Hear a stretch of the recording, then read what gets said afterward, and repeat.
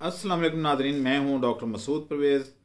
आज का वीलॉग कुछ नसीहत अमोज़ भी है और आवाम की आदात जो हैं उस पर डिस्कशन करनी है। आज मैं ब्रांदस रोड पे गया हुआ था तो कुछ काम था, मुझे कुछ चीज़ें ख़रीदनी थी, कुछ एक दो दोस्तों से मिलना था। तो मैंने नोट किया कि मैं 12 बजे तक बैठा हूँ तो तब जाके बाज़ार खुलना शुरू हुआ है। और जिन साहब के पास मैं गया था, मैंने कहा भाई ये 12 बजे खुल रही है तो छुट्टी कितने बजे करते हैं? कहता जी आजकल रमज़ान है, 3 बजे हम दुकानें बंद कर देते हैं। तो सूरत हाल ये है कि जब 12 से लेके 3 बजे तक सिर्फ 3 घंटे काम करेंगे लोग, तो ज़ाहिर है उसके साथ बाज़ार के साथ इंडस्ट्री भी साथ इन्वॉल्व है। खराद वाले काम कर रहे हैं, कोई वेल्डिंग वाले, कोई डाइयाँ बनाने वाले और सारा कुछ। तो मुझे समझ नहीं आती फिर तरक्की कैसे होगी। यानी जो कौम पूरे दिन में 4 घंटे काम और 20 घंटे आराम करेगी तो काम क्या करेगी? कराची में इससे भी बुरा हाल है। कराची में तो नॉर्मली लोग 2-2:30 बजे आते हैं और रोज़ा खुलने से पहले पहले ऐसे रश लगता है कि जी घर जाने की जल्दी है, जैसा कि घर जाके तो पता नहीं वो सीधे जन्नत में जाने वाले हैं। और अमाल इस तरह के हैं कि बस कुछ ना पूछें।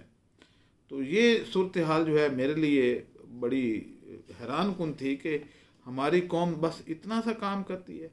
जो कौम पूरा रमज़ान आराम करती हो, मुहर्रम में आराम करती हो कि काम नया शुरू नहीं करना, बाकी ईद और दीगर तकरीबात उनमें छुट्टियां करती हो, 3-3 4-4 हफ्ते हफ्ते की उनकी तकरीबात हों शादियों की, तो फिर काम किस वक्त करती है? फिर हालात यही नहीं होने जो मुल्क के हैं इस वक्त?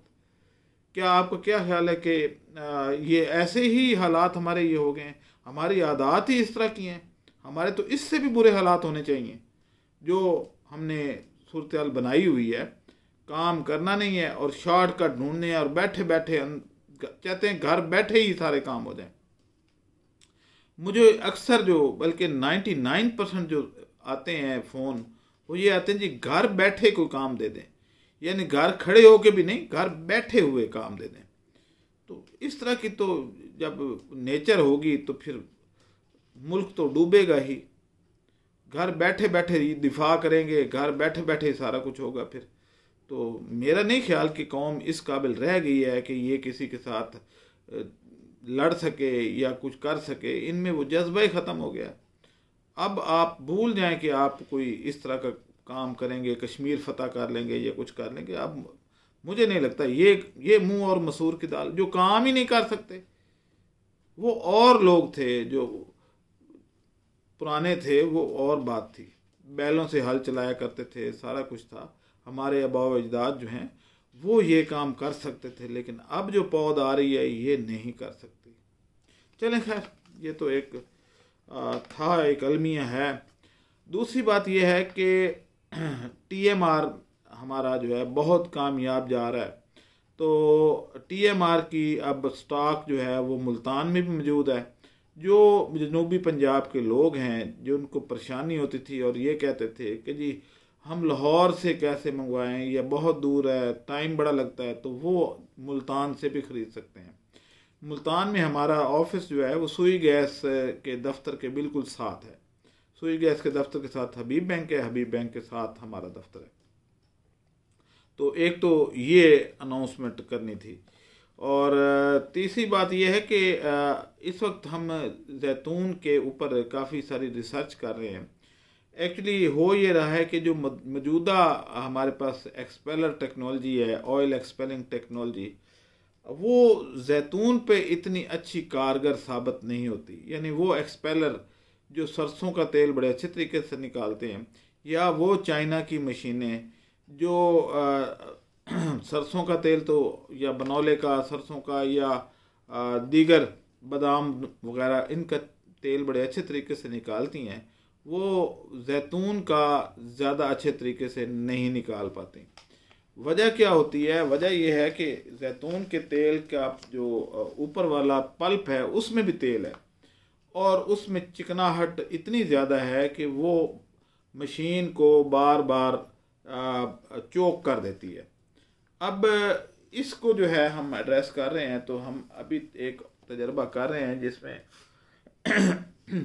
हम दूसरी एक टेक्नोलॉजी लाने की कोशिश कर रहे हैं। कल तक इंशाल्लाह पता चल जाएगा कि वो उसमें से कितना एक्सट्रैक्शन है। एक्सपेक्टेड ये है कि हम अगर वो टेक्नोलॉजी इम्प्लीमेंट हो गई और कामयाबी से हो गई तो फिर एक मन में से हो सकता है कि कोई 9 या 10 किलो तेल निकले।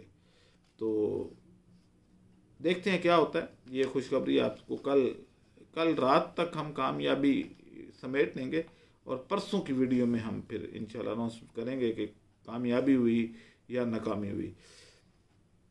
अच्छा, दूसरी बात यह है कि लोग मुझे आके कहते हैं जी कि आपकी जो जैतून का तेल है वो ऑर्गेनिक है और जंगली जैतून का है, तो इसका जंगली जैतून का तो रेट कम होना चाहिए।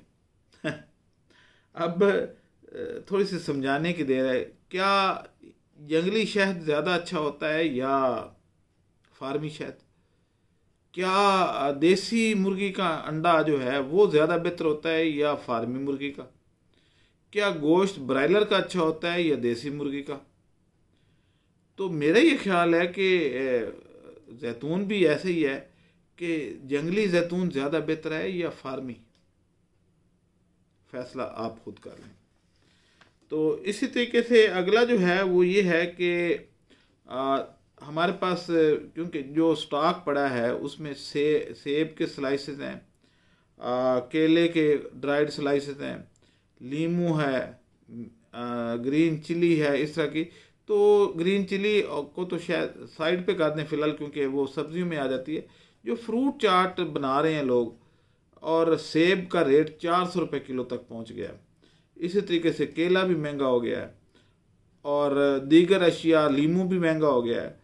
तो इस दिन के लिए तो हमने ये काम किया था कि अगर ये लोग ब्लैक मेल करें तो आप लोग ये ड्राइड बनाना, ड्राइड एप्पल, ड्राइड लेमन ये लेके तो इसको इस्तेमाल करें और देखें कि इसका टेस्ट कितना अच्छा है। एक दफ़ा खा के तो देखें।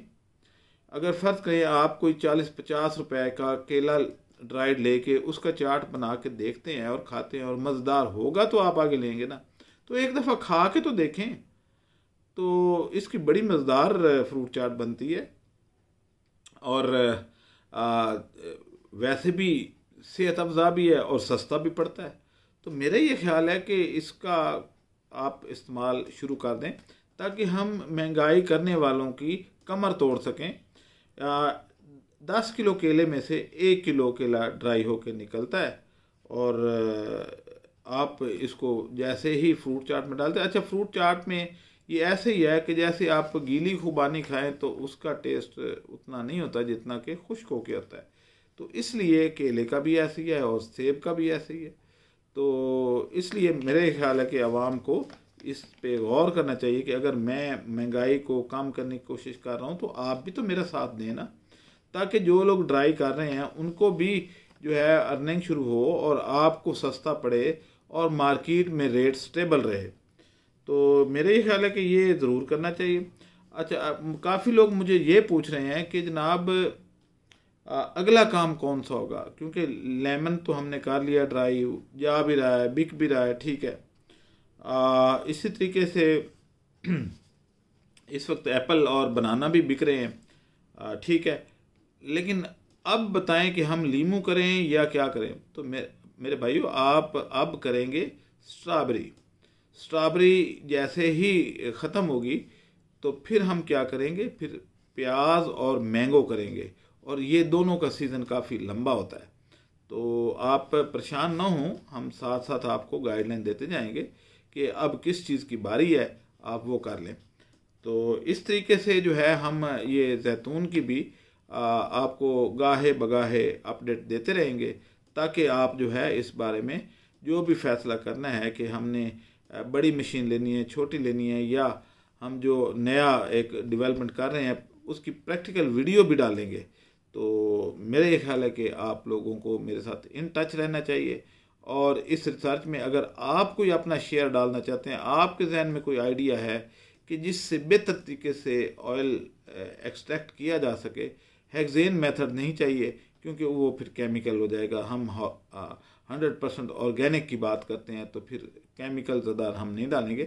तो आप भी अपनी राय से मुझे नवाज सकते हैं। अब मुझे इजाज़त दें। अल्लाह हाफ़िज़।